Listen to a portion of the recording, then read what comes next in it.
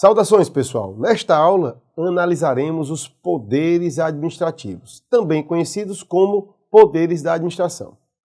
Para o adequado cumprimento de suas atribuições, a legislação confere à administração pública uma série de competências especiais, que constituem verdadeiros poderes e deveres, instrumentais para a defesa do interesse público. Esses poderes e deveres se vinculam aos princípios da supremacia do interesse público e de sua indisponibilidade. A existência dos poderes administrativos é equilibrada pela presença dos deveres administrativos, relacionados à probidade, eficiência e prestação de contas. Entendidos esses elementos introdutórios, vamos analisar os poderes administrativos em si. É importante destacar que a doutrina não apresenta consenso acerca do rol dos poderes administrativos. Então, vamos analisar os 6 poderes que são mais comumente listados, que são os seguintes: poder normativo, poder vinculado, poder discricionário, poder hierárquico, poder disciplinar e poder de polícia. O primeiro poder que vamos estudar é o poder normativo, também chamado de regulamentar. É por meio desse poder que é dada à administração a prerrogativa para editar atos administrativos gerais para a fiel execução das leis.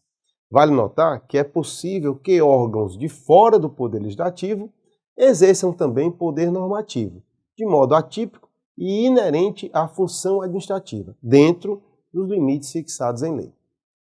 O segundo poder que vamos analisar é o poder vinculado.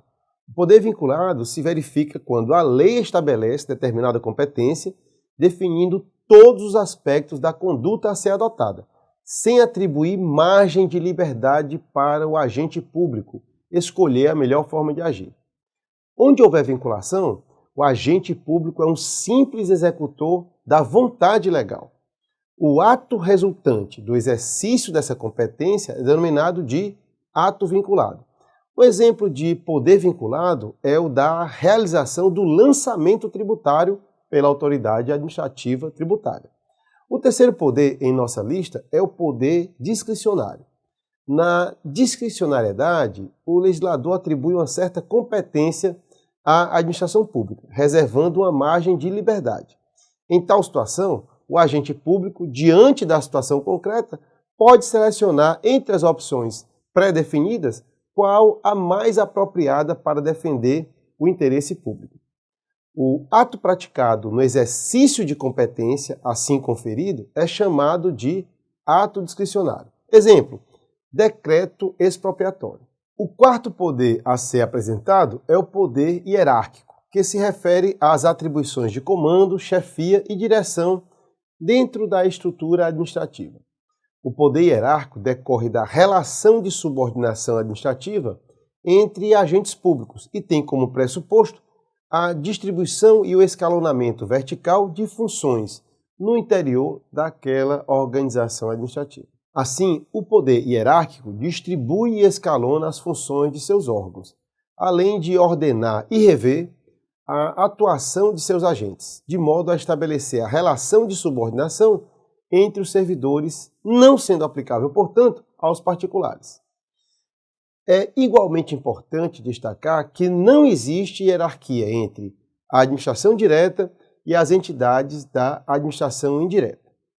Então, a autonomia, característica das autarquias, fundações públicas e empresas públicas, afasta a subordinação dessas entidades perante a administração central.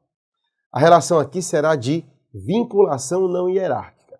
Importante destacar que o poder hierárquico também não é exercido sobre órgãos consultivos, ok, pessoal? Então, agora o quinto poder. O quinto poder do qual iremos tratar é o poder disciplinar, de que dispõe a administração para punir, de maneira interna, as infrações cometidas por seus agentes e, excepcionalmente, determinar punições aos particulares que mantenham um vínculo jurídico específico com a administração.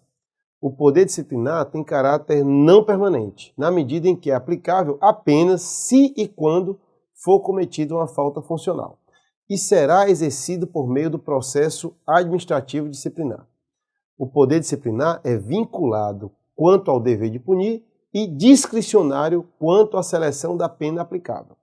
São exemplos do exercício a aplicação de advertências e suspensões. O sexto e último poder do nosso rol é o poder de polícia. O poder de polícia compreende a prerrogativa reconhecida à administração pública para restringir e condicionar, com fundamento na lei, o exercício de direitos com o objetivo de atender o interesse público. Via de regra, o poder de polícia manifesta-se por meio de estabelecimento de deveres negativos ou de obrigações de não fazer impostas aos particulares.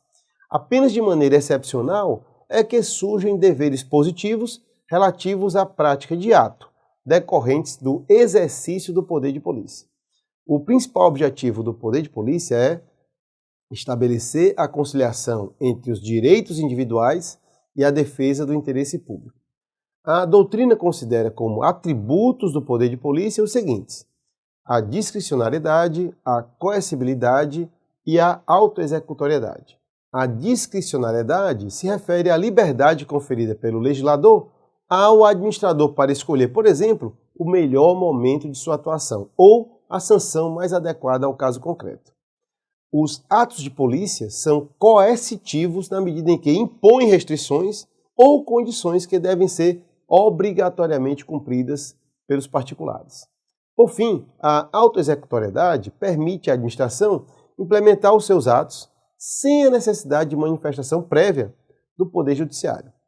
E vamos concluir nossa fala falando do uso e do abuso de poder.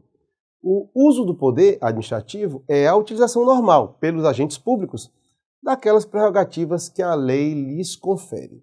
Ou seja, é aquele que obedece a determinações legais do ordenamento jurídico e observa os princípios estabelecidos em relação ao tema. O uso anormal do poder resulta no abuso de poder, conduta ilegítima do administrador, quando este atua fora dos objetivos expressos ou implicitamente traçados na lei.